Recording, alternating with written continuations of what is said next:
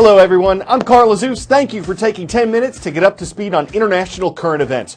We're starting this Tuesday on the world's highest mountain.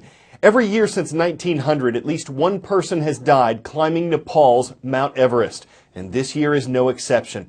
The 2016 climbing season has claimed its first victims. One climber died on Thursday, one on Friday, one on Saturday, and one on Sunday. And these deaths, coming so close together, have frightened many of the climbers who are starting their trip back down the mountain. So why did this happen now? Well, most people attempt to climb Everest in April and May. One reason, the winds are calmer. In other months, there are usually hurricane-force winds at the summit. There also tends to be less snow falling at this time of year, though temperatures are still well below 0 degrees Fahrenheit. Mount Everest's spring climbing season has turned deadly with 4 deaths now in the past 4 days.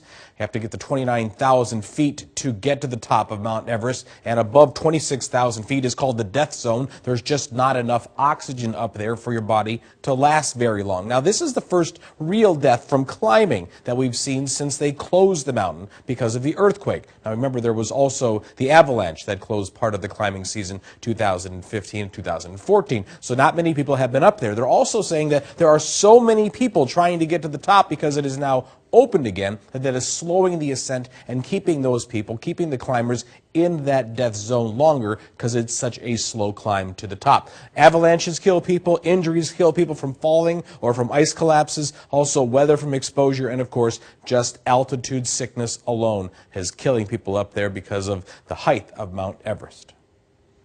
But for many climbers, the danger is what actually attracts them to Mount Everest. And since this year's climbing season began, about 300 people have made it to the top.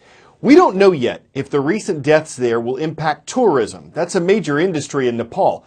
But tragedies can significantly impact the number of people who might want to visit a country. For example, in Egypt, another economy that benefits from tourism, visits were down by 40% early this year as compared to early 2015. And though investigators aren't certain what caused Egypt Air Flight 804 to crash in the Mediterranean last week, that event, along with some others in recent years, could deeply hurt Egypt. This crash is a major blow to a fragile but crucial part of the economy. Egypt has been struggling to bring back visitors really since 2010, when the number of tourists hit a record high of over 14 million. Last year, that number was about 9 million. Now, obviously, this decline has impacted the amount of money visitors spend in the country, which has been slashed in half over that same time period. Just to put this into context, tourism accounts for about 11% of all economic activity, and 11% of jobs in the country are actually tied to the industry itself. This decline in tourism started in 2011 with the revolution, the Arab Spring, and unrest after the coup that scared off a ton of people from visiting. But visitors were actually starting to return in 2015. In fact, the Washington Post even ran a headline on it. Then 2 incidents hurt the recovery. Terrorists brought down a Russian jet just after it took off from an Egyptian resort, and then a domestic Egypt Air flight was hijacked in March. These and other incidents are raising questions for tourists who have really been vacationing in this region for years. And for many of these countries, especially those along the Mediterranean, tourism is a crucial part of the economy. The World Health Organization, which is part of the United Nations, had an emergency meeting recently to discuss an outbreak of yellow fever. It started in the southern African nation of Angola last December. Since then, more than 2,400 people have been infected and 300 people have died from the disease. That makes this the worst outbreak of yellow fever in Angola in 30 years. But it has spread to other countries. There have been dozens of cases in the neighboring Democratic Republic of Congo and in nearby Uganda. So what health officials are doing is directing millions of vaccines to this region. They're hoping that'll help create a barrier against the spread of this disease. Yellow fever is a disease caused by a virus that can make you guessed it, turn yellow. The virus comes from the bite of a mosquito, and the yellow is because your liver starts to fail and you develop jaundice, a yellowing of the eyes and the skin.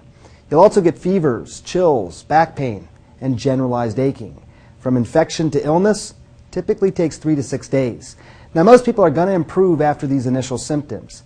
However, about 15% will develop a more severe form of the disease. There is no treatment or cure for yellow fever.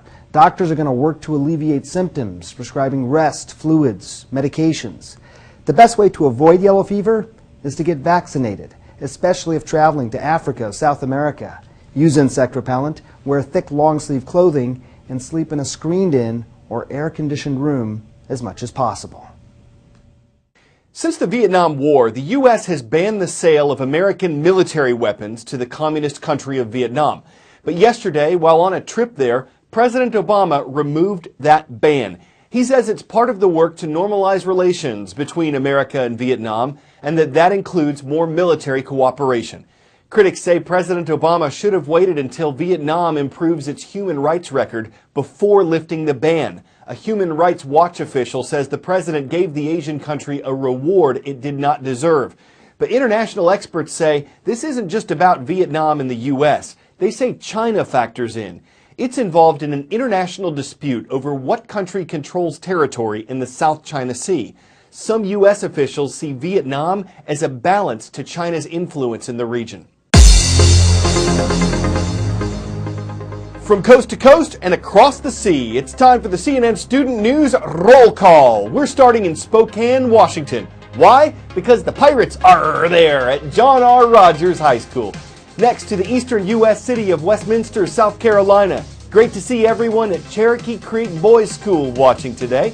And jumping over the Atlantic, we land in Toulouse, France, where we're visiting our viewers at Bellevue Middle School.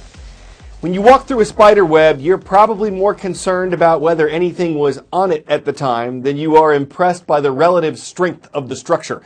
But a professor at Oxford University believes that spider silk may help in fixing damaged nerves in humans and regenerating joints. For this professor, the webs that arachnids weave hold hope for a new silk age with advances in science and medicine. I'm Fritz Wohlrath. I work on spiders and spider webs and spider silks and on silkworm silks. Spider webs are a really, really interesting structure. For a human comparison, it would be like if you could make a net the size of a football field where you sit in the center and the net could catch the equivalent of a jumbo jet. That is pretty amazing. The question is, can we use these silks, whether they're from a spider or a silkworm, to help in regenerative medicine? There's a lot of interest in the medical community in silks as for tissue culture, growing replacement body parts, potentially like ears, where they're using collagen, maybe for 3D printing things. We can fix a nerve that's being crushed. We can connect the two ends with a sheath that's filled with spider silk.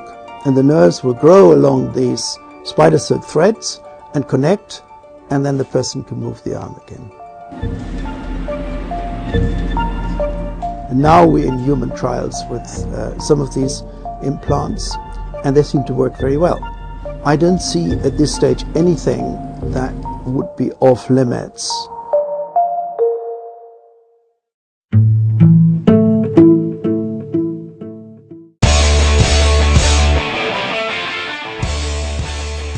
What is purple, plastic, made by a 3D printer, and can totally rock a Mozart concerto? Well, here you go. Now, to be fair, this is not a Stradivarius. The girl playing it says it has a more muted sound than a wooden violin, and that there are limits to its pitch. Still, considering that it was created by a high school senior who is studying sound waves for a physics class, we're thinking her grade is somewhere in the key of A. The story certainly lends itself to puns. You could say it was worth the treble, that with musicians and inventors alike, it resonates. We could string you along for days on Stradivarius word plays, but before you tune us out, we'll just take a boat. CNN Student News will be on the air through next Friday, June 3rd. After that, our summer break begins.